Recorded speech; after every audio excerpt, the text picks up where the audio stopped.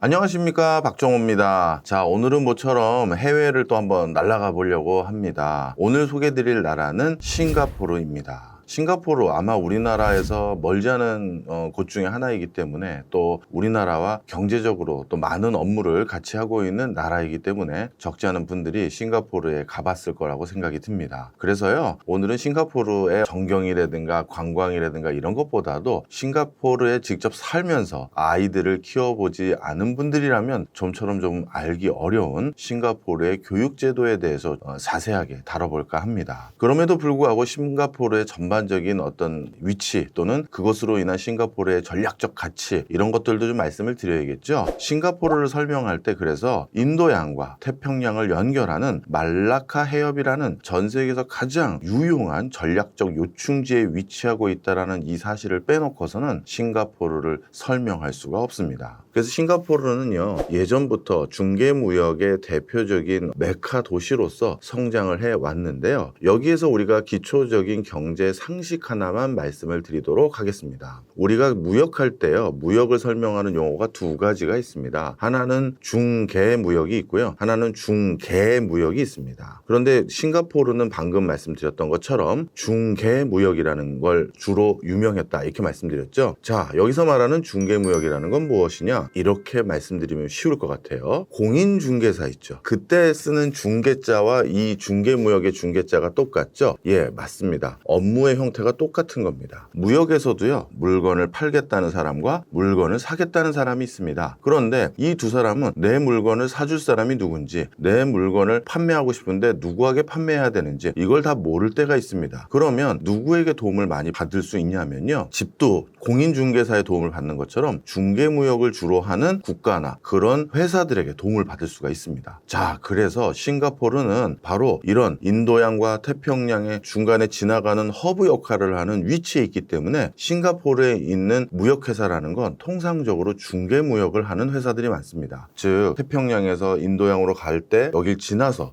우리 이런 물건 있는데 이거 사줄 사람 좀 알려주세요. 그리고 반대로 물건을 타고 싶은 사람들도 왔을 때 아니 우리가 이런 물건 필요한데 이런 거 좀 구할 수 없을까요? 이런 것들을 예전에 그 대항해 시대 때부터 이렇게 배를 타고 왔다 갔다 할 수밖에 없었던 이 공간에서 그런 정보들이 많이 충만하게 됐고, 적지 않은 상인들이 이 공간에서 정박을 하면서 물을 벌충하거나 또는 과일과 같은 비타민을 추가적으로 벌충할 수 있는 것들을 여기서 다시 보충하고, 그리고 그 기간 동안 싱가포르 항구에 선적을 해놓은 물건들을 서로 판매하고 또 서로 사고, 이런 중개무역을 할 수 있었던 기회가 바로 이런 전략적 요충지 때문이다 이렇게 보시면 되겠습니다. 자, 그럼 중개무역은 공인중개사처럼 그냥 집 사겠다는 사람 팔겠다는 사람 연결해 주는 거구나, 그리고 수수료 받는 거구나 이해하셨을 것 같고요. 그러면 이번에는 중개무역에 대해서 말씀드려 보도록 하겠습니다. 이 중개무역, 여이로 발음되는 이 중개무역 같은 경우는요, 이 중간에 있는 무역상이 실질적으로 한 사람의 입장에 대해서 물건을 사는 경우도 많이 있습니다. 자, 설명을 드리면 이쪽에 물건을 사겠다는 사람이 있어요. 여기 팔겠다는 사람이 있고, 그러면 본인은 이 두 사람을 연결만 시켜주는 게 아니라 물건을 팔겠다는 사람들로부터 물건을 미리 사둡니다. 그래서 본인이 사둔 다음에, 즉 판매자의 입장이 돼서 누구 사겠다는 사람에게 이걸 팔기도 하고요. 반대로 지금은 이 물건을 사겠다는 사람은 없어 보이지만 내가 이걸 미리 사서 저장해 놓으면 누군가가 반드시 이 물건을 사러 오지 않겠어? 라는 생각 때문에 지금 당장 사러 오겠다는 사람이 없음에도 불구하고 바이어의 입장에서 물건을 미리 사놓기도 합니다. 물론 이 중개무역상 같은 경우는 자기가 그것을 계속 갖고 있으려는 것이 아니라 이 물건이 필요로 하는 사람에게 다시 이걸 되팔기 위해서 중간에 한쪽 입장이 돼서 사둔 것이죠. 자, 그래서 중개무역과 중개무역은 이런 차이가 있다 이렇게 보시면 되겠습니다. 그 중에서 싱가포르는 특히 중개무역에 특화된 국가다 이렇게 보시면 될 것 같아요. 물론 비즈니스라는 게요, 갑자기 돈이 된다라고 하는데 내가 중개무역만 하다가 중개무역을 할 그런 필요가 생기는데 난 중개무역 상이니까 하고 안 하는 사람은 아무도 없겠죠. 그래서 많은 경우에는 학문적으로는 이 두 가지를 이렇게 뚜렷하게 구분을 하고 있지만 실제 비즈니스 현장에서는 이게 많이 섞여 있고 융합되고, 그리고 이 두 가지가 참 모호한 형태로 진행되는 경우도 상당히 많이 있긴 합니다. 그럼에도 불구하고 싱가포르를 특히 중개무역으로 유명한 도시라고 부르는 이유는 바로 공간적인 지역성 때문입니다.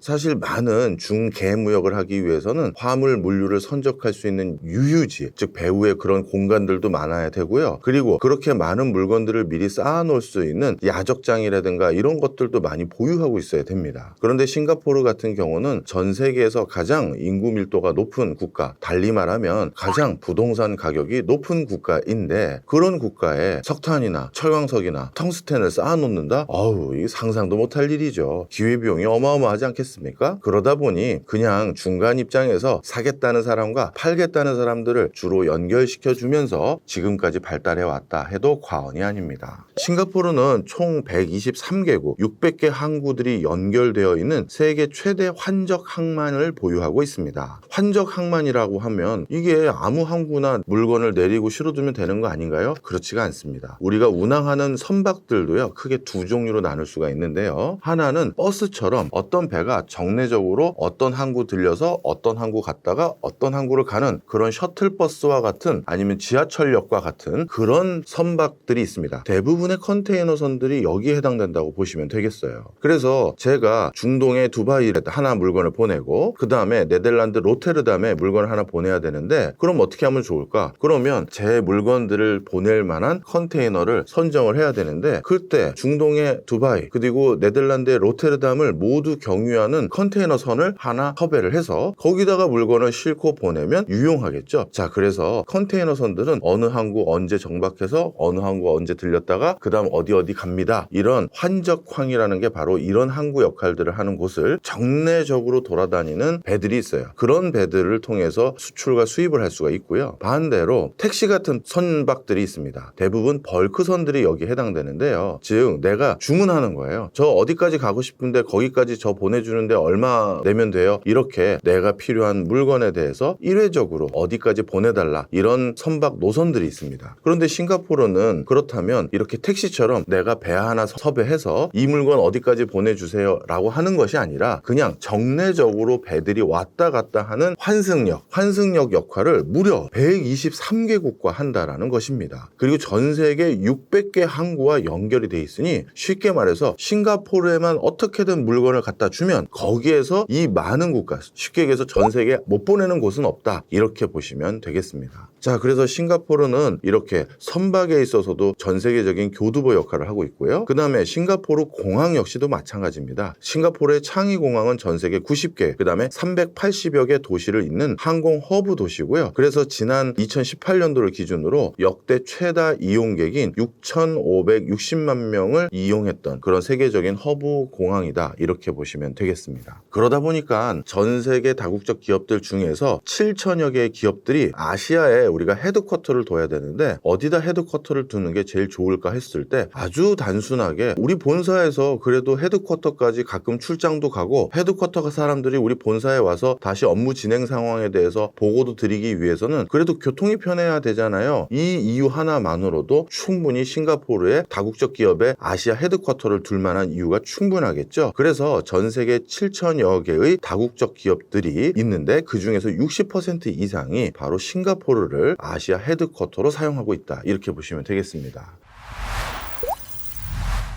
우리나라도 한때 여러 가지 이유들로 인해서 외국계 기업을 적극적으로 유치하고 외국계 기업의 아시아 헤드쿼터를 한국에 두셨으면 좋겠습니다 라고 했습니다만 대부분 실패하고요. 볼보 중에서 중장비 만드는 회사가 있습니다. 그 회사만 다국적 기업의 헤드쿼터가 한국에 있는데 이것은 우리가 유치했다기보다는 그 당시에 어려워졌던 한국중공업을 볼보가 인수하면서 자연스럽게 어쩔 수 없이 한국에 헤드쿼터를 둘 수밖에 없었던 이유고요. 나머지는 실질적으로 싱가포르와 한국이 나이키의 아시아 헤드쿼터, P&G의 아시아 헤드쿼터 이런 것들을 유치하는 유치 전쟁이 벌려지면 우리가 지금까지는 좀 표현이 그렇습니다만 거의 전패에 가까운 수준으로 싱가포르를 대부분 선택한다, 이렇게 보시면 되겠습니다. 그 이유 중에 하나가 바로 교통의 요충지라는 이유가 하나 있고요. 두 번째는 영어적인 부분도 분명히 있습니다. 이 영어적인 부분은 어떤 이유라고 보시면 되냐면 역시 다국적 기업들은 기본적으로 회의를 할 때 영어를 쓸 수밖에 없겠죠. 제가 벨기에 브뤼셀에 출장을 출장을 갔을 때를 아직 잊혀지지가 않는데요. 거기는 EU 본부가 있고 많은 기타 유럽의 헤드쿼터를 둬야 되는 또 다국적 기업들이 거기 많이 있습니다. 그런데 EU 본부가 있다 보니까 그 근처에는요, EU 전 지역에서 많은 사람들이 몰려와서 거기서 생활을 하고 비즈니스를 하고 또는 경제 정책을 만드는 일들을 하죠. 그러면 거기서 회의를 할 땐 어떤 말로 회의를 하느냐? 제가 한번 회의에 참석했다가 정말 무서워서 깜짝 놀란 적이 있는데요. 저처럼 영어 하나도 버겁게 하는 사람에 비해서 정말 상상을 초월했습니다. 한번 회의를 들어갔더니 여기 프랑스 사람, 스페인 사람, 저기 북유럽에서 온 사람, 뭐 독일 쪽에서 온 사람, 이런 사람들이 다 섞여 있는 거예요. 거기선 그게 너무나도 자연스러운 거죠. 일부러 섞은 게 아니라 자연스럽게 한 5-6사람 모이면 한 3개 정도, 4개 정도 언어권에 있는 사람들이 모여지는 겁니다. 그럼 자연스럽게 저는 이렇게 다양한 언어 사람들이 모였으니 무조건 영어로 회의하겠지 생각을 했는데 그게 아니에요. 많은 사람들이 적어도 2개, 3개 가까이 언어를 구사하는 사람들도 많이 있습니다. 그러다 보니까 이렇게 생각하시면 좋을 것 같은데요. 어떻게 하느냐? 다 모이면 이거부터 논의합니다. 오늘은 어느 나라 말로 회의할까요? 이거를 먼저 회의를 합니다. 오늘은 불어로 해볼까요? 불어는 지난번에 했잖아요. 양보하시죠. 이번에는 그러면 알겠습니다. 스페니쉬로 하시죠. 이런 황당한 제가 얼마나 쫄았겠습니까? 죄송하지만 저는 영어도 플루언트하게 하지 못합니다 하면서 절 좀 배려해 주시죠 했더니 그냥 다들 웃으면서 오케이, 동양에서 오신 분이 계신지 몰랐다고 하면서 영어로 회의를 한 적이 있는데, 그나마 영어는 필수, 그리고 하나 정도 더 언어를 하는 건 기본, 이런 정도로 생각하는 그런 동네들도 많아요. 근데 싱가포르가 그런 동네에 해당됩니다. 사실 싱가포르는 영어는 기본으로 다 하고요. 싱가포르의 세컨드 랭귀지는 그럼 뭐냐 하면 뭘 것 같으세요? 당연히 중국어입니다. 그래서 이 중국어와 영어를 편하게 사용하면서 비즈니스를 할 수 있는, 반대로 중국에서는 문화적 우월성인지 중국인들도 영어 잘하시는 분들이 많기도 하지만 끝까지 영어 안 쓰시는 분들도 계시거든요. 그런 분들은 내 중국어로 편하게 비즈니스 할 수 있는 글로벌 교역장이 어딜까? 그런 걸 찾는데, 또 전 세계 다국적 기업들은 대부분 중국인들을 대상으로 비즈니스 하고 싶은 사람들도 많을 거 아니에요. 그렇다면 영어와 중국어가 편하게 서로 소통할 수 있는 공간, 그리고 한쪽 언어를 하면 누군가가 쉽게 통역을 해줄 수 있는 공간, 싱가포르가 정말 최적지일 수밖에 없겠죠. 바로 그런 이유로 한국은 다국적 기업 유치에서 그동안 싱가포르에 많이 밀려왔다, 이렇게 보시면 되겠습니다. 자, 싱가포르, 그러면 중개무역 말고 또 다른 싱가포르에 내놓으라 할 산업은 없나요? 이렇게 많이 물어보는데요. 오늘 2가지 말씀드리겠습니다. 또 한 가지는 선박 수리업입니다. 선박 수리업이요? 이렇게 물어보시는 경우가 있는데요.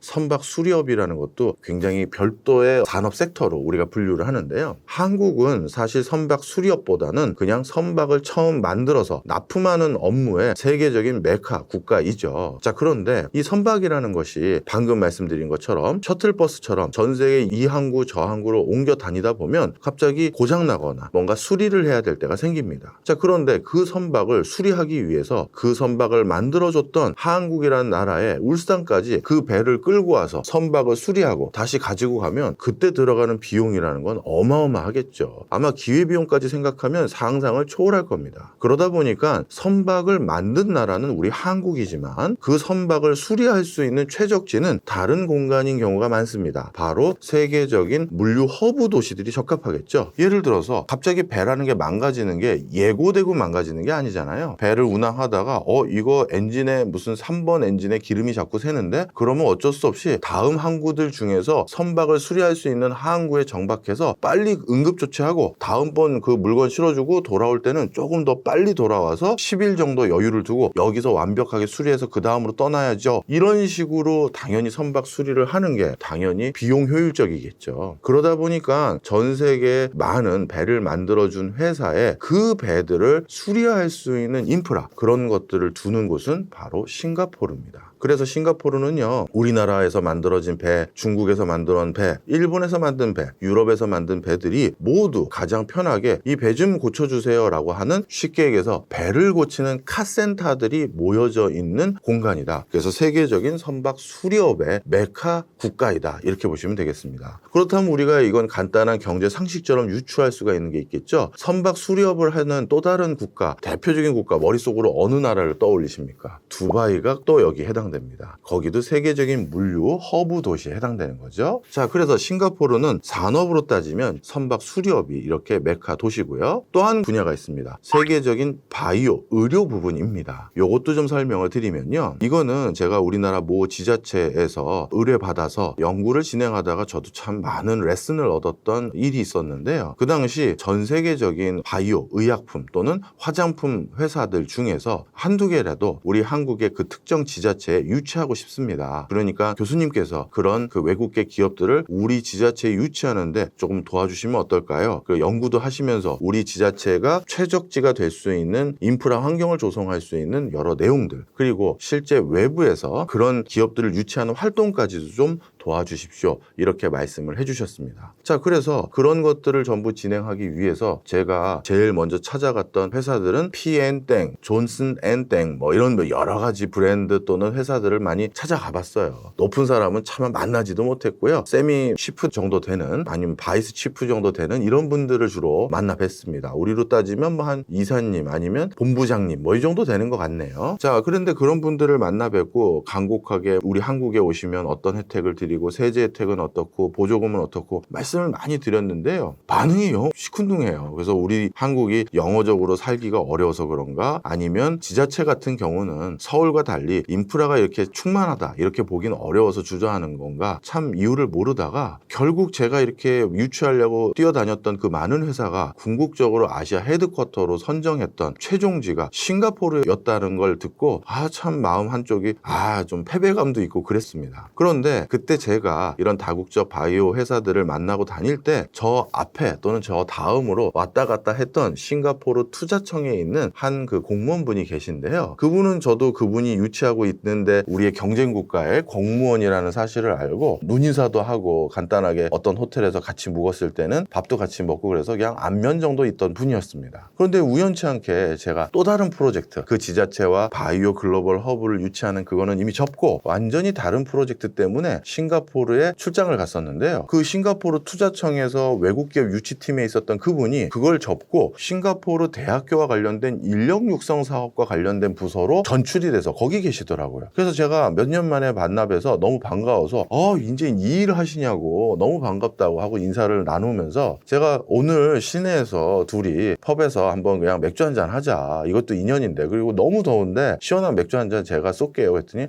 본인이 내시겠다고 그러면서 얘기를 하시더라고요. 그래서 밤에 진짜 싱가포르 시내에서 맥주 한잔 하면서 레스토랑에서 파스타 먹으면서 둘이 이런저런 담소를 나눴습니다. 근데 제가 너무 땀을 흘려서 그런지 맥주 몇 잔 안 마셨는데 좀 취기가 올라와서 제가 그동안에 제 소가리를 털어놨어요. 난 한 건도 못 올렸는데 싹쓸이를 해가셨는데 비법이나 좀 알려줘라. 이제는 다 끝난 거 아니냐. 나도 그냥 내가 뭐가 부족했는지 이런 게 궁금하다라고 했는데 얘기를 해주셨는데, 야, 정말 아직도 참 모자르는구나 라는 생각을 그때 또 한 번 했는데요. 한국에서는 그들 다국적 바이오 기업들에 대해서 스터디를 안 하신 것 같더라고요 라고 하면서 아주 가슴에 비수를 꽂으면서 시작을 하시더라고요. 한국은 늘상 이런 다국적 기업을 유치하려고 하면 얼마 세금 감면해드리고 얼마 보조금 주고 땅 싸게 매각하겠다 뭐 이런 것들을 말씀드리는데, 외국계 기업들은 땅 사는 거에 대해서 별 관심 없습니다. 그건 맞습니다. 외국계는 전혀 땅을 싸게 분할하겠다라는데 관심이 없어요. 그 땅만 싸게 분할해서 몇 년 가지고 있어도 큰 돈 벌 텐데, 처음에는 그 생각들로 다 갔지만 지금은 우리나라 관료도 그런 생각하시는 분은 별로 없습니다. 그 다음에 세제 혜택과 보조금은 뭐 나름 괜찮을 수는 있는데, 대부분 이렇게 새로운 사업의 신규 헤드쿼터를 만들 때는 세금이라는 게 이익이 있었을 때 그 이익의 상당 부분을 세금으로 내는 회사가 그거 세금 안 내게 해드릴게요 라고 하면 그게 큰 혜택이 되지만, 이제 예를 들어서 P&땡에서 아니면 존슨앤땡에서 이런 회사에서 신규 자회사를 새로 만들고 거기에서 새 비즈니스를 할 때는 당분간 이익이 없습니다. 그런데 그 이익이 없는 회사에다가 세제 혜택 주겠다, 그게 매력적이지 않겠죠. 그래서 제가 역으로 물어봤어요. 그럼 당신들은 어떻게 했느냐? 그런데 그 회사들은 돈을 벌기 전에 제품 개발을 완료해야 되고, 제품이 개발됐다 하더라도 아시아라는 이 독특한 시장에 맞춰서 그 제품을 다시 파인 튜닝을 해야 되는데, 그 파인 튜닝을 하기 위해서는 다시 한번 리서치를 또 해야 된다, 아니면 R&D를 또 해야 된다. 그러려면 거기에 맞는 인프라를 제공해 주기 위해서 싱가포르가 최적지다라고 얘기를 했다는 거예요. 그래서 제가 장비 사줬습니까? R&D 장비? 아니면 뭐 해드렸나요? 했더니 그게 아니라 아시아 사람들에게 색조 화장품을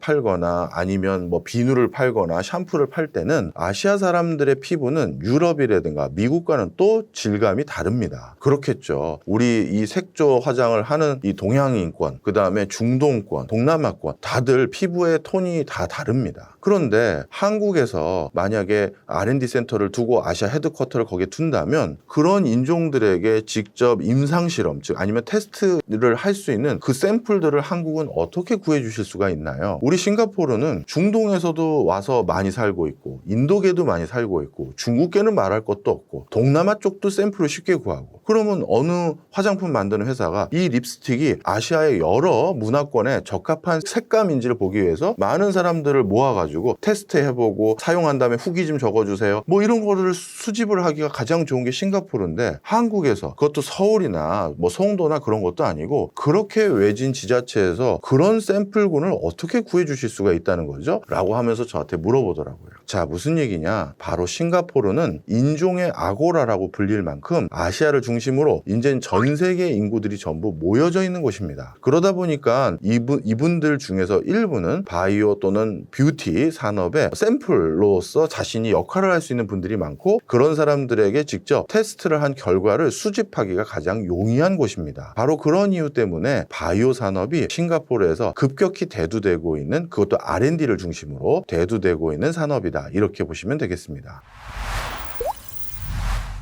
하나만 더 말씀드리고 싱가포르 교육 제도는 2부에서 다시 해드릴 텐데요. 자, 싱가포르는 그러면 이렇게 인종의 아고라가 싱가포르이기 때문에 싱가포르가 이처럼 바이오 산업이 발달한 게 아니라, 싱가포르 국립대학교 같은 경우는, 국립대학교에 있는 의과대학 같은 경우는 정말 세계적인 의료진이 있어서 그런 거 아닌가요? 여러분들이 일견 아는 것과 조금 실상은 좀 다르다고 보시면 될 것 같습니다. 실제 저도 싱가포르 국립대학의 의과대학이 세계적인 명문 의대라고 생각한 적도 있었습니다.